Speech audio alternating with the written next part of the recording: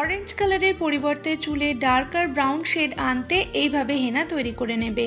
আগের দিন রাতে তাওয়া নিয়ে নেবে, খুব ভালো করে গরম করে তার মধ্যে 6 থেকে 7টা লবঙ্গ, 2 চামচ চা পাতা, 2 চামচ হলুদ গুঁড়ো খুব ভালো করে ভেজে নেবে। হলুদ যতক্ষণ না ব্রাউন হচ্ছে ততক্ষণ ভেজে নেবে।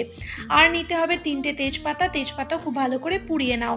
পুড়িয়ে হাত দিয়ে একটুখানি ক্রাশ করে নেবে। এই যে সমস্ত মিশ্রণটাকে ঠান্ডা করে একটা পাউডার বানিয়ে ছেঁকে নেবে। ছেঁকে নেওয়াটা কিন্তু ইম্পর্টেন্ট। এই পাউডারটাই কিন্তু তোমাদের চুলে ডার্কার ব্রাউন শেড আনতে সাহায্য করবে।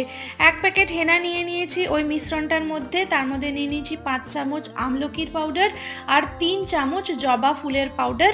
মেথি ফোটানো জল ঠান্ডা করে সেটা দিয়ে আমি হেনাটা গুলিয়ে ওভারনাইটের জন্য রেখে দিয়েছি। পরের দিন অ্যাপ্লিকেশন করে 3 ঘন্টা রেখে তারপরে চুলটা প্লেন জল দিয়ে ধুয়ে নিয়েছি। 3 দিন পরে আমি কিন্তু শ্যাম্পু করব।